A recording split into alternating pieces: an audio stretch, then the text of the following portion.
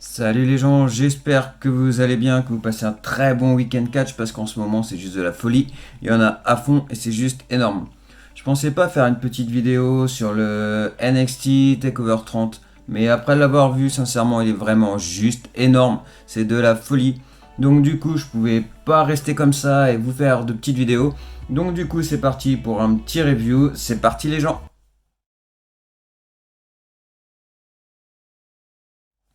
Donc tout d'abord, le match a commencé avec Finn Balor contre Timothy Thatcher.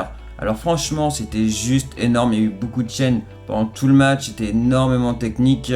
Après, il n'y a pas de grande surprise, forcément, c'est Finn Balor qui gagne. Mais voilà, franchement, c'était juste énorme, c'est de la folie. Et voir comme ça un match vraiment super technique avec du chaîne, comment dire, que ce soit à Raw ou à SmackDown. On n'en voit pas souvent, donc ça fait vraiment plaisir de regarder NXT pour des matchs comme ça, en match d'ouverture, et c'était vraiment top, et du coup le gagnant c'était Finn Balor.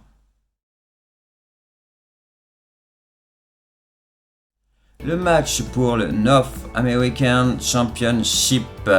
Dedans il y avait Bronson Reed, Damian Priest, il y avait Cameron Grimes, il y avait Johnny Gargano et Velveteen Dream. Alors ce match était juste de la folie, moi j'ai adoré. Déjà t'as Bronson Reed qui se prend pour, je veux dire, il a tout simplement compacté tout le monde. En fait tout le monde était dans le coin du ring avec des échelles et tout, c'était vraiment tous encastrés là-dedans. Et lui il arrive et il tape dans le tas. Et du coup c'était juste de la folie, c'était énorme. Moi franchement j'ai trouvé ça énorme, il y avait pas mal de spots comme ça, c'était vraiment classe. Il y a eu même la chérie de Johnny Gargano qui est venue pour faire un gros spot. Et moi j'ai trouvé ça vraiment bien. Par exemple, elle nous a fait un moonsault avec l'aide, excusez-moi, pas un moonsault, un Rana avec l'aide de Johnny Gargano vers l'extérieur du ring pour justement atterrir, je sais plus sur qui d'ailleurs, mais du coup elle a fait un Rana et c'était vraiment juste énorme, c'était de la folie. Moi je trouvais ça vraiment classe, il y a eu pas mal de matchs comme ça. Et voilà, et le grand gagnant c'était Damian Priest. Donc ça peut être pas mal, parce que ça peut proposer autre chose. Moi franchement j'y ai cru, j'aurais vraiment cru que ça soit Johnny Gargano. Et non, bah c'est pas lui. Mais tu les vois tous les deux arriver à la fin. Je veux dire, il y a Johnny Gargano qui arrive. T'as Cameron Grimes qui arrive et qui voulait essayer d'y piquer la ceinture, mais il n'y arrive pas. Donc du coup, il tombe. Et à la place, t'as Damian Priest qui remonte. Et là, par contre, eh ben, ça se termine mal. Et Johnny Gargano, il perd la ceinture. Et du coup, c'est Damian Priest qui la récupère. Donc ouais, ça peut être bien ce lui, moi je trouve ça classe, ça peut mettre un coup de fouet dans la ceinture et ça peut vraiment être super top. Par contre qui se méfie parce que Johnny Gargano il va vraiment pas se laisser faire du tout.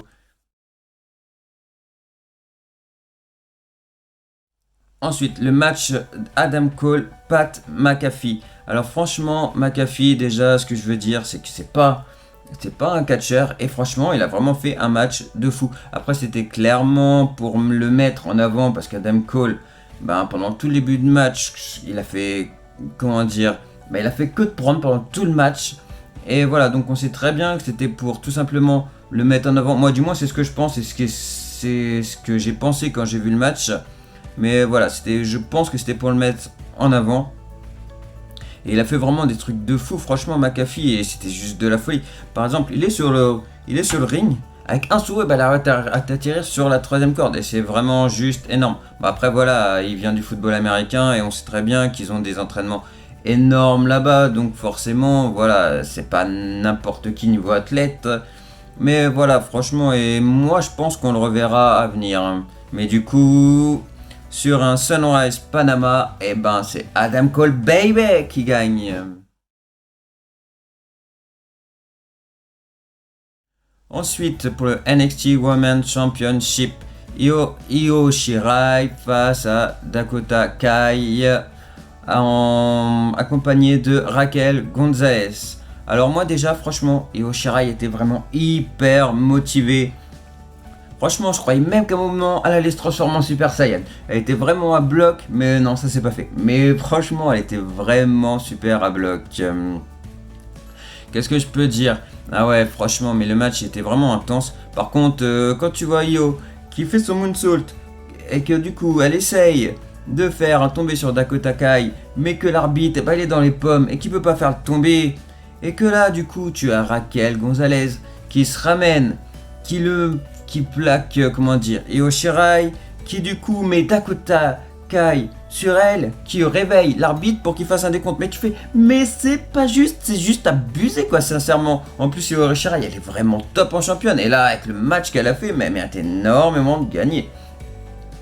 Mais heureusement, elle a réussi à se dégager de ça. Et du coup, elle nous refait un petit tombé. Et là, elle garde la ceinture en battant Dakota Kai. Mais voilà, du coup, un peu vénère. Raquel Gonzalez a voulu s'en prendre à Io Shirai. Et du coup, elle a commencé à la tabasser. Mais là, pas de chance. Tu as qui arrive? Attention, il y a Rhea Ripley qui arrive pour y faire face et du coup défendre Io Shirai. Donc à mon avis, il y aura forcément un match entre Rhea Ripley et Raquel Gonzalez. Mais voilà, en tout cas, elle l'a défendu, elle était là et du coup, Io Shirai reste championne. Elle s'est presque pas fait tabasser. Finir le NXT Championship. Bon bah là, forcément, comment dire, c'est un match de titan, juste énorme. Par contre, le finish, eh ben, c'est Karrion Kross qui gagne. On aurait pu le tout. De toute façon, on savait très bien qu'à un moment ou un autre, il allait être champion. Moi, j'aurais pas cru aussi vite, sincèrement. Et voilà, j'aurais pensé garder Keith Lee encore champion à un bon petit moment. Mais bah, apparemment, c'est pas le cas. Et c'est vraiment dommage. Mais après, Karrion Kross, on sait très bien que de toute façon, il allait être champion à un moment ou à un autre. Donc voilà, par contre Scarlett Bordeaux, par contre elle a une drôle façon de lever, mais c'est de l'amour vache quand même, hein. À la fin, comment elle félicite, elle frappe dessus pour le féliciter. Donc voilà quoi, c'est tout simplement ça. Comment dire, moi ça me fait un peu penser à, pour ceux qui connaissent, pour les anciens surtout, ça me fait un peu penser à l'époque de Rocky avec Drago. Moi ça me fait penser un peu à ça, la nana qui le, comment dire, qui le pousse quoi, mais limite qui lui met des tatanes pour qu'il se motive quoi. Et moi ça m'a fait un peu penser à ça, l'amour à la dure quoi. Et donc du coup, eh ben, c'est Karrion Kross qui gagne. Donc voilà les gens, c'était tout pour le review. Mais voilà, moi je pensais vraiment pas en faire sur ce NXT TakeOver 30. Mais quand j'ai vu ce match-là, mais je me suis dit, bah, c'est impossible, je peux pas ne pas en parler.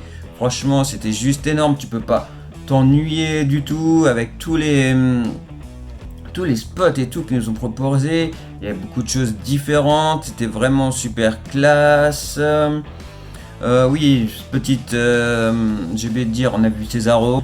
Apparemment, moi j'ai pas prêté attention, mais apparemment il y avait aussi Sacha Bailey, mais moi j'ai pas prêté attention, mais apparemment elles étaient aussi dans le public. Donc voilà, mais c'était vraiment super top. Hâte d'être à ce soir pour voir le SummerSlam. En plus, il y a plein de choses qu'on veut connaître les résultats parce que c'est vraiment super bizarre. Mais après, je vais pas revenir dessus parce qu'on a déjà fait des vidéos dessus, etc. Donc maintenant, il n'y a plus qu'à attendre. Mais j'ai vraiment hâte de voir ça. Donc les gens, moi je vous dis à très vite. Avant le SummerSlam, n'hésitez pas à liker, à vous abonner et même partager la vidéo si vous en avez envie.